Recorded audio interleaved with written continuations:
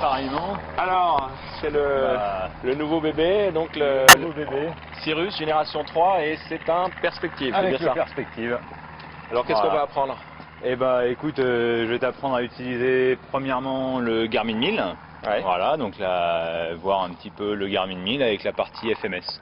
Je crois que tu connais déjà un petit peu la partie Garmin 1000. Ah oui, je dois en avoir Donc 400 là, heures déjà. je vais te montrer l'évolution avec la visu perspective et les fonctions du perspective. Et surtout, découvrir le Garmin sur le Cirrus.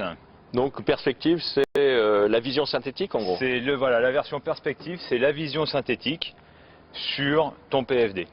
Voilà, vision des obstacles, des reliefs et de ton pafoué.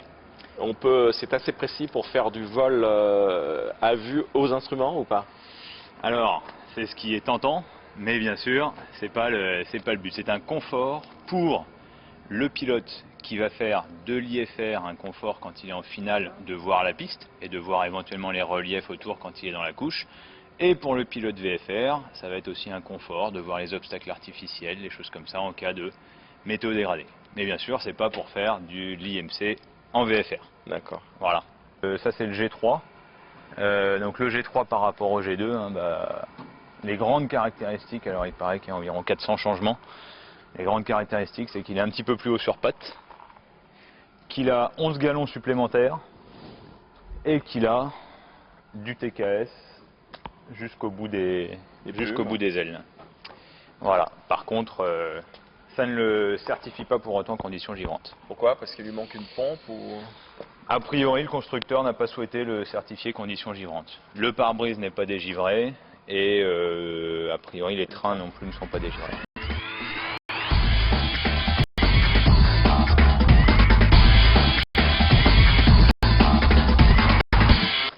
Donc tu reconnais un petit peu ta planche, mais les planches elles sont plus belles. Elles sont plus belles. Voilà. Plus grandes. Les écrans, je pense, sont plus grands. Alors je ne Ouais. connais pas l'Ovation, mais sur celui-là, c'est plus grand que dans les Cessna. Ouais, Les écrans sont un petit peu plus grands. Donc toujours les deux systèmes électriques du Cirrus. Donc deux bus alimentés par deux batteries indépendantes. BAT 2, BAT 1. Donc tu vas noter déjà la première différence, c'est que sans allumer ton avionique, regarde ce qui se passe, tes deux Garmin s'allument. Première différence entre la V-Dyne où tu n'as que le PFD qui s'allume tant que tu n'as pas branché l'avionique. Tu retrouves donc ta partie Reversi Mode avec ici donc ta fonction display backup avec tes paramètres engine et ce dont je te parlais, la petite moving map qui reste quand même quand tu es en display backup. Tes AHRS qui vont mettre bien sûr un certain temps à s'aligner.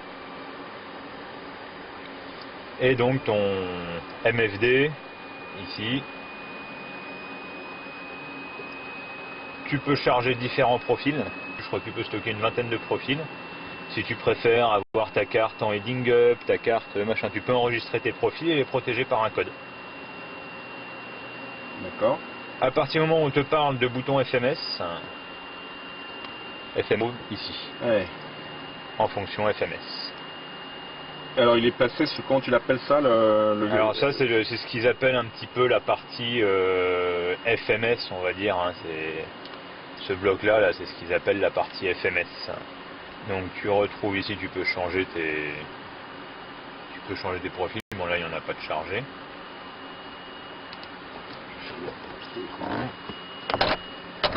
Voilà. Alors comme je te disais, philosophie Cirrus, tu trouves ça maintenant aussi sur les Avidyne à partir des générations 3 et surtout les nouvelles versions de logiciels de MFD.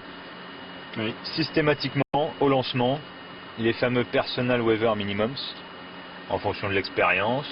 En gros, hein, voilà. Donc si tu as acknowledge, ça veut dire que tu as accepté la condition. Hein, et c'est enregistré bien sûr. Et si tu n'acknowledges pas, le vol est refusé. Le vol n'est pas refusé, mais tu n'as pas ton MFD qui s'allume. Oui, donc il est refusé. En gros. C'est voilà. Ouais. On t'appuie, après on te dit bien est-ce que tu as pris en compte tes densités, tes trucs comme ça.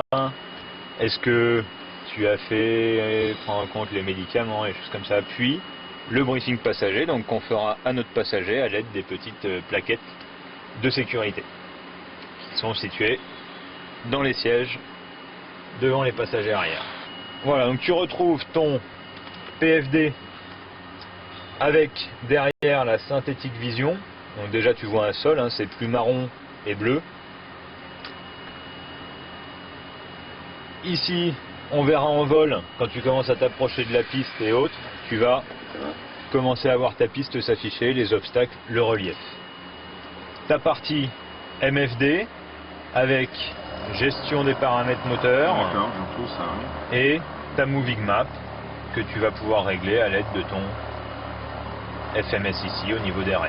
Donc les cartes sont toujours là. Il y a Voilà, le menu les là. cartes, les menus sont toujours là. D'accord. Seule chose, c'est qu'au lieu d'aller chercher l'info ici, tu vas la chercher ici.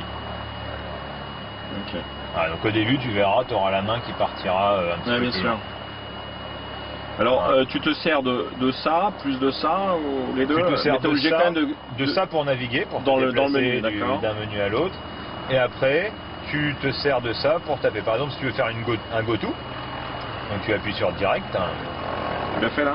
voilà, Ok. et tu veux faire un go-to LFPN, Alors, oui, alors, ok.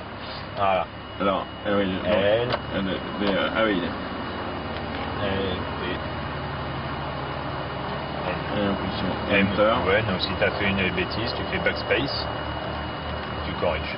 et je fais Enter ou Et ça, tu hein. fais Enter, ici pour remonter ici pour D'accord. faire Enter. Et il tu dit, refais ton alors on Enter. fait en dessous, Activate, Voilà. Enter, ok, Et donc bah, la Ouais. direct s'affiche ici. d'accord, Donc au début, un clavier qui peut prendre du temps, ouais, mais une fois que tu connais le clavier, ça va vachement plus vite que de te perdre dans les menus. Tu retrouves ton ADF, parce que c'est un avion qui est équipé pour faire de l'IFR et sans restriction en France, et le pilote automatique, donc qui est le GFC 700, pour lequel tu retrouves le sélecteur de mode ici. Ta boîte Ah oui, de autrefois, mélange. il était là, Ouais, il était là. il est là au fait. Le GFC 700 Il normalement est là, il est là, ou là sur les Ouais, émines, absolument, ouais. et là bah, tu le retrouves ici. D'accord, C'est les mêmes fonctions, tu as juste une petite molette, tu as le mode montée IAS, le mode descente. Voilà. Donc voilà pour les grandes évolutions, et donc ta planche de bord, toujours caractéristique du Cirrus, hein, une très bonne vision ah ouais, c'est magnifique. par devant et notamment pour Ouais. l'atterrissage. Voilà pour la présentation générale.